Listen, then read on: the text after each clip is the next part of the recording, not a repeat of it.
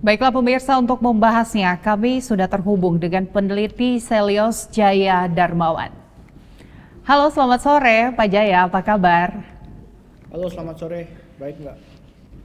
Ya, Pak Jaya, saya ke pertanyaan pertama.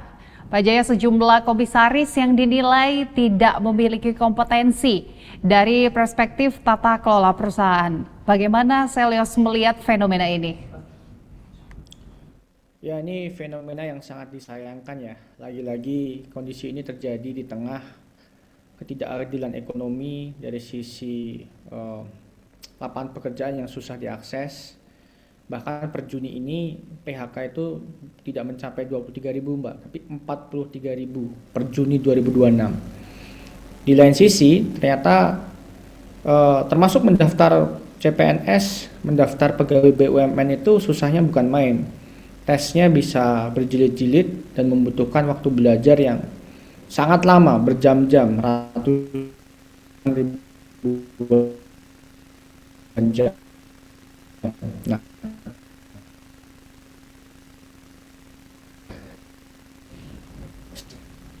dengan di saat yang sama milih komisadi di dalam sektor ketenagakerjaan kita. Meritokrasi itu tidak dijaga di badan usaha yang harusnya menjadi teladan dalam memberikan integritas bisnis. Nah, ini saya kira sangat-sangat disayangkan. Apalagi misalkan melihat kasus Krakatau Posko yang ditunjuk adalah aspirnya saudara Raffi Ahmad. Ini terjadi di tengah industri baja kita itu sedang sangat-sangat genting. Ketika industri baja kita mengalami pertumbuhan yang sangat berat gitu ya, karena adanya transisi energi, adanya isu dekarbonisasi, termasuk kompetisi baja di level internasional dalam konteks harga yang sangat-sangat ketat, malah menunjuk komisaris yang jauh dari kata-kata dibutuhkan, jauh dari kata meritokrasi atau tepat gitu. Jadi ini kondisi yang sangat-sangat disayangkan, Mbak. Ya, baik Pak Jaya, kondisi yang sangat disayangkan dengan profil komisaris yang tadi Pak Jaya katakan seperti kurang dibutuhkan. Namun Kepala Bakom pemerintah menyatakan bahwa modal dasar seorang komisaris BUMN itu sebenarnya cukup dua hal Pak, yaitu akal sehat dan niat baik untuk membawa perspektif baru. Nah, seberapa jauh nih argumen ini dapat dibenarkan dalam prinsip good corporate governance? Akal sehat dan niat baik tanpa skill yang mencukupi itu akan terjadi kegagalan yang luar biasa gitu ya. Ini saya kira statement yang sangat-sangat menyesatkan ya dari Bakom ya. Jadi kalau cuman niat baik dan akal sehat, saya kira semua orang bisa jadi komisaris BUMN. Tidak perlu sekolah gitu ya, tidak perlu menjadi menuntut ilmu sampai perguruan tinggi, bahkan tidak perlu harus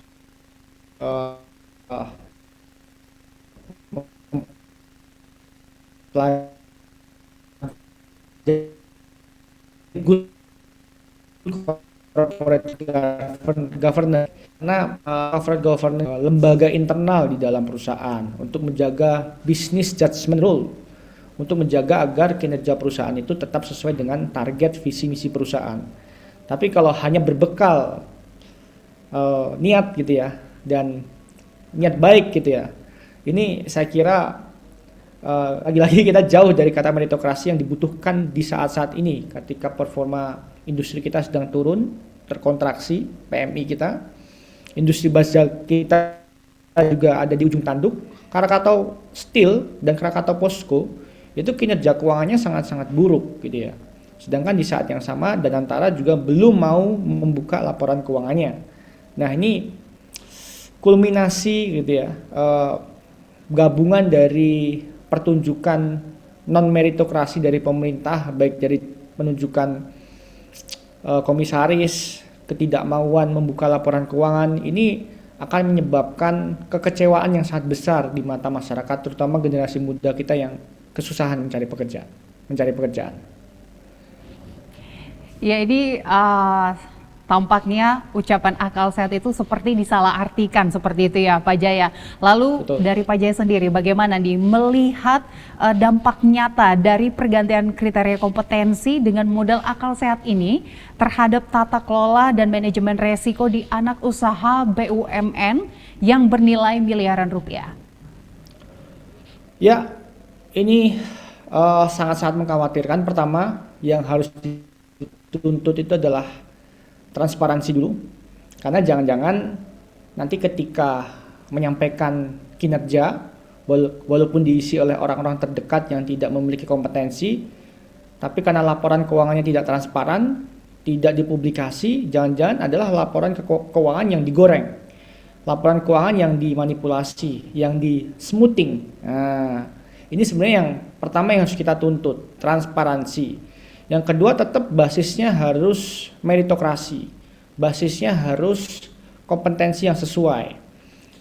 Seorang komisaris Krakatau Posko, dia setidaknya memiliki pemahaman tentang bisnis di bidang industri manufaktur, atau minimal dia memiliki kapasitas pengalaman di bidang engineering, minimal itu. Nah, kalau tidak, ini akan sangat bahaya, karena dalam beberapa dekade terakhir, industri baja kita itu sangat-sangat jeblok performanya.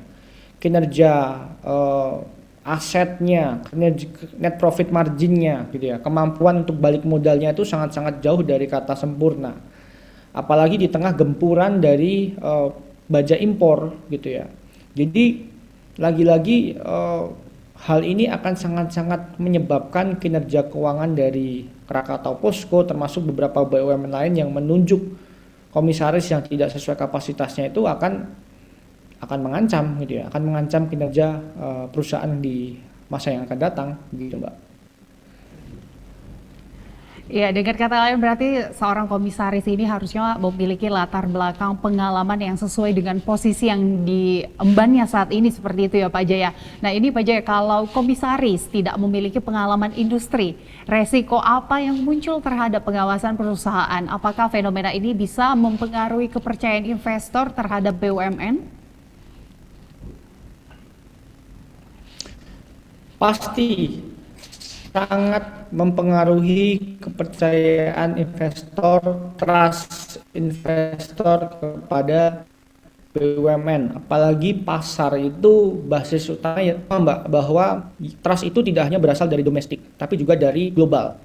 Kita harus ingat bahwa banyak lembaga rating hutang itu menilai Indonesia itu beresiko, bahkan nilai ratingnya itu diturunkan, negatif. S&P, Moody's, gitu ya, memberikan catatan negatif. Salah satunya adalah karena pengelolaan yang dilakukan oleh Danantara. Danantara cenderung sentralistik dalam pengelolaan ekspornya, tidak transparan dalam publikasi laporan keuangannya. Apalagi dengan berita bahwa masih ada penunjukan komisaris yang harusnya berbasis integrasi, harusnya berbasis business judgment rule, tapi tidak dilakukan. Yang dilakukan adalah patronase, yang dilakukan adalah menunjuk orang terdekat atau politik.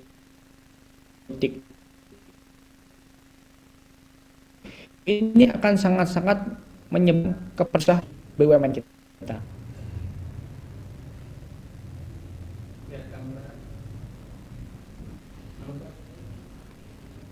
Ya, halo Pak Jaya. Masih Halo? mendengar suara Halo? saya? Ya, baik. Sudah? Ya, masih. Ya, baik. Pak Jaya, pertanyaan selanjutnya. Di satu sisi, lulusan baru itu harus memenuhi syarat pengalaman kerja 1 hingga 2 tahun. Nah, sementara pada saat yang sama ini publik melihat beberapa jabatan strategis yang tidak melalui proses seleksi yang dianggap setara. Nah, apa dampaknya nih Pak Jaya terhadap persepsi keadilan di pasar tenaga kerja? Ya, ini cerita lama ya Mbak ya.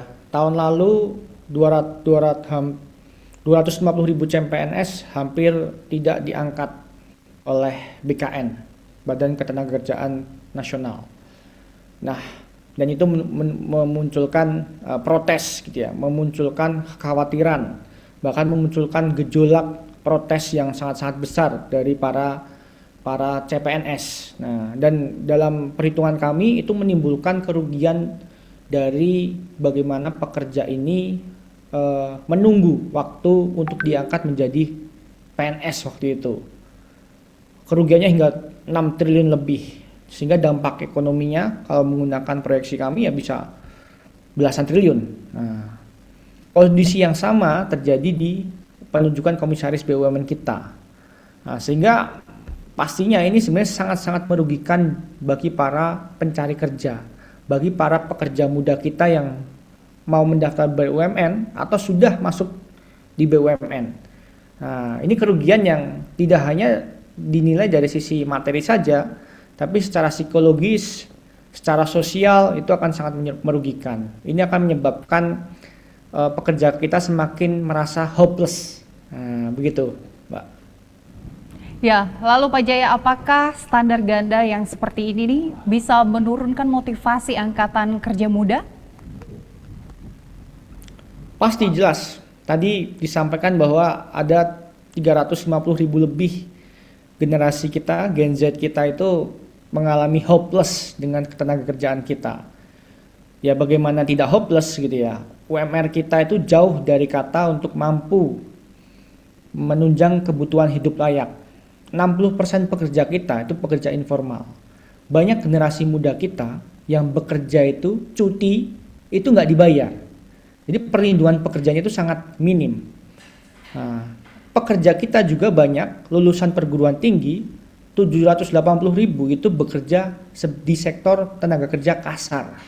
Di saat yang sama ada orang yang dari entah berantah karena kedekatan politik bisa langsung mencapai puncak kepemimpinan, jadi pimpinan, jadi komisaris. Ini akan menyebabkan krisis psikologis untuk para pekerja muda kita, sehingga akan terjadi yang namanya hopeless jobs gitu ya. Jadi saya kira kalau pemerintah menyadari dampaknya yang sangat-sangat luar biasa ini, harusnya pemerintah meninjau ulang. Apalagi masih ada 30 wamen kita itu yang rangkap jabatan menjadi komisaris. Ini fenomena ini memang cukup mengkhawatirkan ya, Pak Jaya. Kita berharap sih pemerintah bisa melihat dan menindaklanjuti agar masyarakat tentunya kaum muda yang saat ini mencari pekerjaan itu bisa mendapatkan jalurnya yang pasti. Tapi sementara itu, Pak Jaya, Mahkamah Konstitusi telah melarang wakil menteri merangkap komisaris. Nah, apakah rangkap jabatan meningkatkan potensi konflik kepentingan dalam pengambilan keputusan bisnis BUMN kalau praktik ini terus berlangsung, dan apa implikasinya terhadap independensi pengawasan perusahaan negara? Ya, betul Mbak. Ini jelas konflik kepentingan yang harus sangat dihindari. Dan good corporate governance itu mengatur itu. Tapi kok sayangnya diterabas sama pemerintah dengan masih ada 30 wamen itu rangkap jabatan. Padahal sudah dilarang oleh putusan Mahkamah Konstitusi ya, kalau tidak salah di nomor 28 di tahun 2025 ditetapkannya. Nah, kondisi ini kan akhirnya bentuk dari pemerintah kita secara sistematis itu tidak menghargai integritas bisnis, secara sistematis tidak menghargai para pelaku usaha, para perusahaan yang adil dan jujur, yang governance-nya baik, tata kelolanya baik. Malah yang dipertontonkan adalah upaya untuk memberikan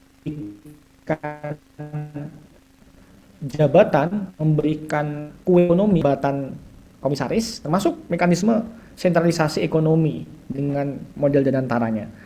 Ini saya kira akan sangat-sangat merugikan dari sisi pengawasan bisnis ya, karena bagaimanapun bisnis membutuhkan pengawas, baik itu pengawas di internal perusahaan maupun pengawas dari sisi regulator pemerintah. Tapi kalau ternyata wamennya, regulatornya itu ikut menjadi eksekutor, operator, nah ini ancaman integritas bisnisnya sangat-sangat besar menurut saya gitu. Ini memang kalau kita lihat ya Pak Jaya, ini merupakan tantangan saat ini bagi masyarakat tentunya. Di saat yang lain rangkap jabatan, masyarakat saat ini sedang berbondong-bondong untuk mencari pekerjaan, mencari jabatan, kira-kira seperti itu. Nah, Ya. Pak Jaya, di tengah fenomena komisaris jalur koneksi, BPS mencatat sekitar 369.000 pemuda masuk kategori hopeless of job. Nah, apa arti angka ini bagi bonus demografi Indonesia menurut Anda? Sederhana Mbak, ini menunjukkan bahwa Indonesia Emas 2045 ini hanyalah kata-kata belaka. Atau kalau meminjam bahasa yang populer itu omon-omon saja gitu ya. Ketika di saat yang sama pemerintah, Kementerian Ketenagakerjaan, bahkan Danantara itu dihadapkan dengan data bahwa 360.000 pemuda kita itu mengalami hopeless gitu ya. Dia kayak putus asa untuk mencari pekerjaan.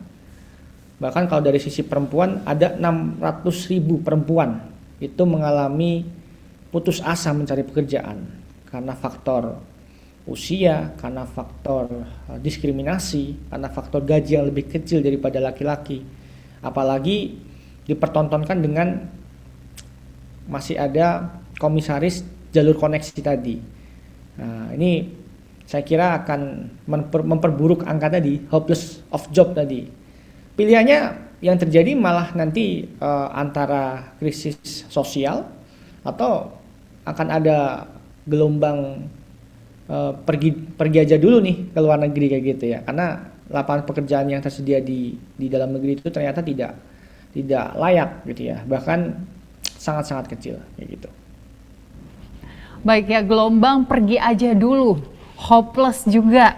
Nah ini kalau bisa dikatakan Pak Jaya ini sangat mempengaruhi ya kelompok usia produktif. Nah bagaimana nih kalau kelompok usia produktif mulai berhenti mencari pekerjaan, apa dampaknya terhadap pertumbuhan ekonomi nasional Pak Jaya?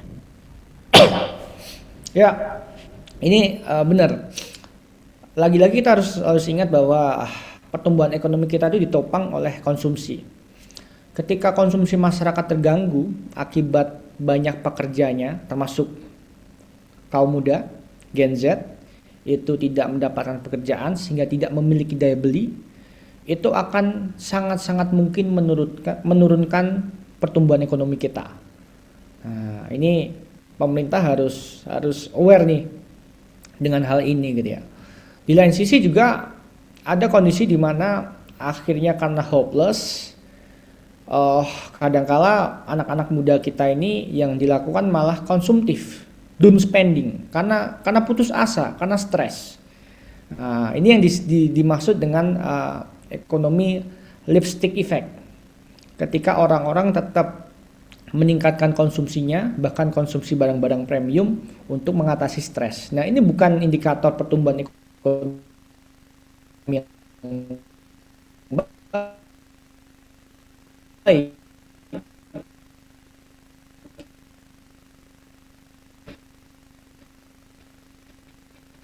Bukan, karena yang terjadi adalah anak akan sangat jalan pintas untuk mendapatkan kue ekonomi. Nah, ini yang akhirnya memperburuk situasi di mana ada underground ekonomi yang dikhawatirkan. Jangan sampai malah larinya itu bahkan bukan di sektor informal, tapi di underground ekonomi. Ya, mungkin Pak Jaya dengan kondisi saat ini yang tadi Pak Jaya sampaikan, ini akan mengakibatkan adanya fenomena hopeless dan juga masyarakat juga stres seperti itu ya untuk mencari pekerjaan. Nah, menurut Pak Jaya sendiri, bila publik ini melihat bahwa jabatan strategis itu sebenarnya lebih mudah diperoleh melalui kedekatan politik dibanding kompetensi, apa Pak dampak psikologis dan sosiologis terhadap angkatan kerja muda melihat adanya jalur ekspres politik seperti ini? Ya, tadi ini akan memperburuk psikologis anak muda kita. Anak muda kita yang harusnya digadang-gadang sebagai bonus demografi malah jadi bencana demografi. Karena mereka stres, mau nyari pekerjaan susah gitu ya, karena nyari pekerjaan susah, nggak punya duit, mau pacaran juga nggak punya duit gitu ya, akhirnya loneliness gitu ya, merasa kesepian akhirnya ya kalau diluapkan ke hal-hal yang positif gitu ya, dengan misalkan dengan berkegiatan sosial gitu ya, dengan beribadah gitu ya, itu masih oke. Tapi yang kalau dilakukan adalah malah kegiatan-kegiatan yang negatif, malah akhirnya melakukan kriminalitas untuk mencari pekerjaan, malah melakukan eh, pinjaman online gitu ya, apalagi yang ilegal. Nah ini akhirnya malah menjadi beban gitu ya, menjadi beban untuk ekonomi kita. Bukan bonus demografi yang terjadi, malahan adalah bencana demografi. Ya, justru keadaan ini ternyata tidak hanya mempengaruhi untuk sisi ekonomi saja, tapi sebenarnya ini tingkat kriminalitas memungkinkan sekali bisa menjadi lebih tinggi seperti itu ya Pak Jaya.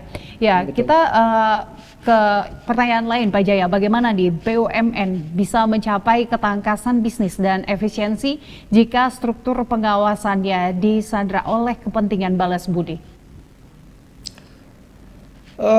Lagi-lagi sebenarnya ini situasi yang sudah lama ya, sejak zaman Orba, dan ternyata masih dirawat sejak reformasi. Ini yang sangat-sangat disayangkan. Ini sebenarnya tanda bahwa reformasi kita itu mengalami kegagalan. Ketika dulu BUMN itu menjadi sapi perah dari politik gitu ya, banyak diisi oleh parpol, banyak diisi oleh orang-orang di kekuasaan, itu ternyata tidak mampu dirubah pasca reformasi.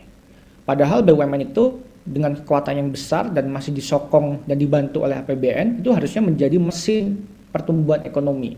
Dia harusnya menjadi mesin pembangunan.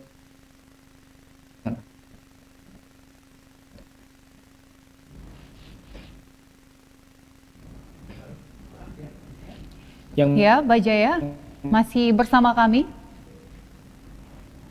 Halo? Mana akhirnya laba, BBM, cek. Ya, baik, silakan Mbak. Ya, oke. Itu kondisi ini ternyata terjadi sejak kita gagal melakukan reformasi 98 ketika zaman Orba. BUMN menjadi sapi perah dari politik gitu ya, dan ternyata pasca reformasi hal ini tidak mampu dirubah gitu ya. Padahal BUMN kita itu harusnya memiliki kekuatan independensi yang kuat, pendekatan bisnis itu harusnya didorong lebih di depan, karena BUMN itu bagaimanapun dia masih dibantu juga oleh investasi publik dari pemerintah yang harusnya menjadi mesin pembangunan, mesin pertumbuhan ekonomi, nanti menghasilkan labanya dikembalikan di APBN. Laba dari APBN ini kan, laba yang dikembalikan di APBN ini kan nanti bisa dipakai untuk banyak program yang mensejahterakan masyarakat. Tapi kalau kondisinya terjadi seperti sekarang ini, ditambah dipertontonkan dengan banyak program-program nasional yang juga manfaatnya minim dan masyarakat, ini malah kontraproduktif, jauh dari cita-cita untuk menjadikan BUMN sebagai mesin pembangunan ekonomi. Begitu Mbak. Baik, jika tadinya harapannya BUMN itu menjadi mesin pembangunan, tapi kalau kita lihat fenomena saat ini justru masyarakat sepertinya sangat kesulitan dalam sisi perekonomian, kira-kira begitu ya Pak Jaya. Nah lalu Pak Jaya, apakah praktik seperti ini bisa berpotensi membuat generasi muda ini kehilangan insentif untuk meningkatkan kompetensi karena merasa kesempatan tidak ditentukan oleh kemampuan? Ya betul, kondisi yang melumrahkan konflik kepentingan gitu ya, melumrahkan patronase dalam penunjukan pimpinan BUMN itu adalah bentuk disinsentif kepada kelas pekerja, disinsentif kepada kaum muda yang mencari pekerjaan.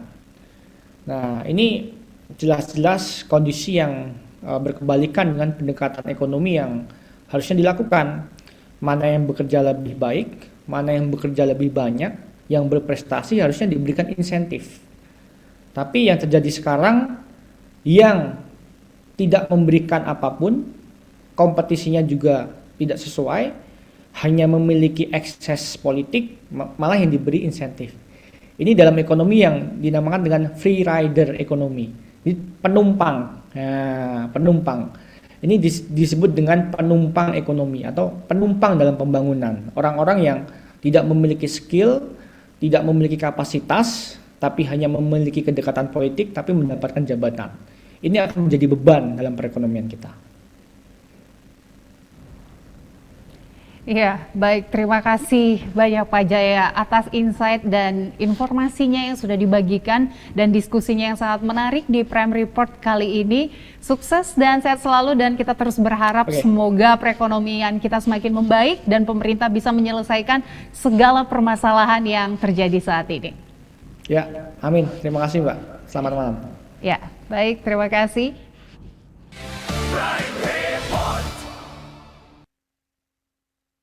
Yang didukung oleh